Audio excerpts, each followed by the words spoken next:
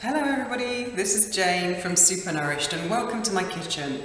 Today I'm going to be showing you how to make really quick and easy homemade almond milk.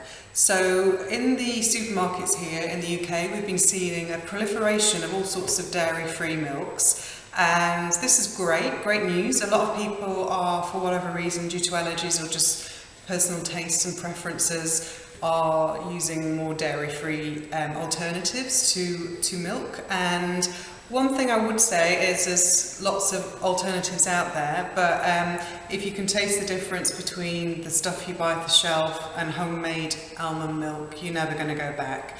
And the most important thing I just want to say from a nutritional point of view as well is, unfortunately, when you look at the labels of a lot of these pre-prepared milks, they do have a lot of sugar in, so that's just something to bear in mind, and maybe consider making your own nut milks at home.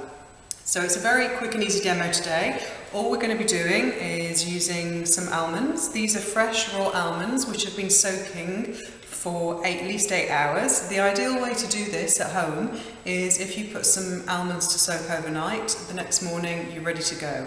So the reason we soak them, two very important reasons. Number one, to make it easier for the blender, but number two, perhaps the most important reason, is because these nuts, in the skins, they've got what's called enzyme inhibitors. Now, an enzyme inhibitor is a naturally occurring part of the nut or seed, and it just stops the nut or seed coming to life. It stops it from sprouting, keeps it in a dormant state, which is fine for the nut or seed, but for us, for digestibility, and also for getting the nutrition out, these enzyme inhibitors will reduce that, and it's really important to soak your nuts and seeds if you can, and for at least for some nuts and seeds I should say, and that just gets rid of those inhibitors and allows us to get more nutrition, and most importantly to have an easier digestion of those nuts and seeds. So anyway, so almonds, 8 hours or overnight,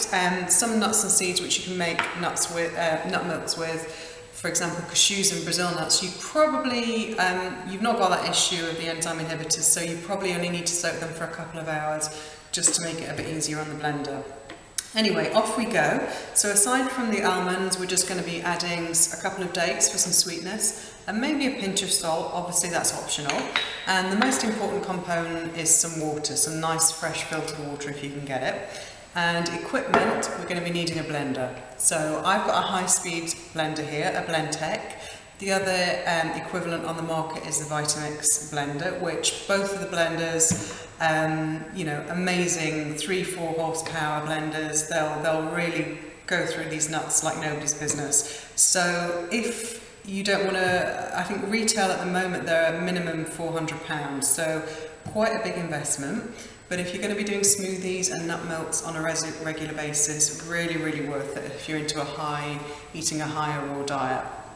So if you don't want to get one of these, for whatever reason, I think there's a lot of blenders on the market which are equally good, and you don't need to spend that kind of money if you don't want to. Just get what you can afford. In that case, the soaking is really important. So the less powerful blender, you definitely need to soak your nuts a little bit more. Anyway, so here we've got 1 cup of nuts which have been soaked, and they swell out a little bit. So 1 cup is about a 200-gram bag. And I'm going to go in first. We're going to be pouring some water in, and we need to pour in about 4 cups of water. And putting our nuts in. And I'm also going to put the dates in at this stage.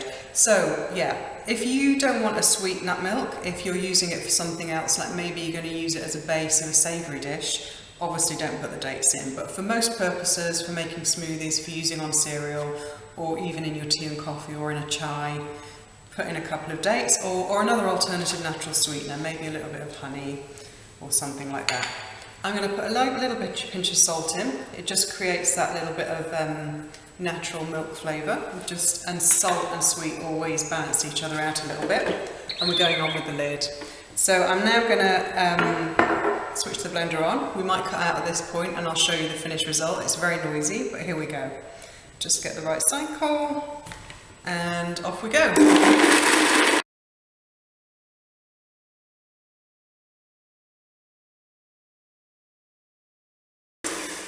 Okay everybody, so now that noise is over, let's see what we've got.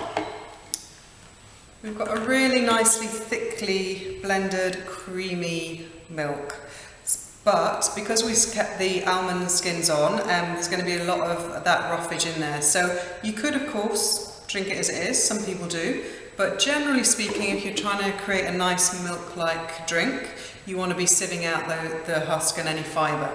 So the way we do that is with a nut milk bag. This is my older nut milk bag, hence the colour of it. I've been using it to strain consommes and various juices. These are available online, or just a slightly, perhaps a slightly more economical thing you can buy. This is what's called a jelly bag, so the kind of product you use to strain out the pits and seeds when you're making jam. And this just cost me £2 from my local hardware store. The only difference is, eventually actually this one's already going a little bit. You can see the seams. I've had this for a long time and it's still going strong. The seams on this one have gone quite quickly. Also the mesh is quite wide, so it's going to allow more of the pulp through, but it's still quite effective. If you don't have either of these, you can just use a regular strainer or sieve. Maybe you could put a little bit of muslin over the top just to get out any of the grit. But anyway, I'll quickly move on. I'm going to show you want to be having some kind of receptacle, ideally a jug. And this is why a jug is great, because you can bring that over and just leave it to sit there. And then we're going to go in and we're going to pour in our liquid. You might not want to go in with the whole lot straight away. Depends how much you're doing. I'm just going to pour that in. I'll move this out of the way for you. And then what you do is, this one's quite handy because it's got a little drawstring on.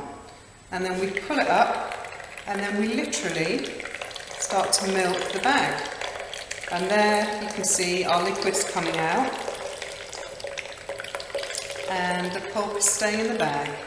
So I'm going to keep going with that, and while we're doing the milking, I'll just talk to you about some of the amazing benefits of drinking almond milk. So it's really rich in vitamin E, which is great for our skin. It's also quite high in magnesium, almonds are, so quite a nice bedtime drink, because magnesium, especially if you have it in the evening, really helps us relax. So one thing you could do is make a really nice, lightly sweetened almond milk, and you could just warm it up a little bit on the stove. Maybe put a little bit of cinnamon, some other nice spices in, a little shaving of nutmeg, maybe even a little bit of hot chocolate, natural cocoa if you wanted to make a hot chocolate, and drink that before bed. And I'm pretty sure it's going to make you feel more relaxed, and it's just a great bedtime drink. I use my nut milks a lot on cereal, sometimes I put them in smoothies. But once you're happy that you've got enough of the milk out, you can stop squeezing and put that to one side. Now the next question, which everybody asks in my classes, is what do I do with the pulp? Well, if you want to, just put it on the compost, don't feel bad about that. You've already got a lot of nutrition and good stuff out in the milk. If you want to, you could freeze that once it's nice and dehydrated. You could put it in the freezer and use as in your baking as a almond flour. Or if you've got a dehydrator, it's quite good if you dry it out and then you can store it in a jar in the fridge. But anyway, whatever. Sometimes I do that, sometimes I store it, sometimes I don't feel guilty and I just put it on the compost, but whatever you prefer. But don't worry, you're not throwing away anything that's too nutritious there, it's just fibre.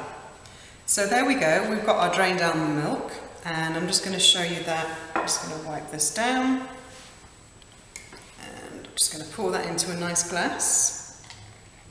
That's always the treat when you just made some fresh almond milk, is to try some. So chin chin. It's really delicious, really good for you. I recommend, if you've got a blender at home, give it a try. Thank you for watching. This is Jane, and if you like my video, please subscribe to my YouTube channel so you can see more. If you'd like to hear more from me, then go on over to supernourished.com and subscribe for my newsletter, where you'll get updates of events, workshops, get recipes from my blog. Thanks for watching, and I'll see you soon. Bye!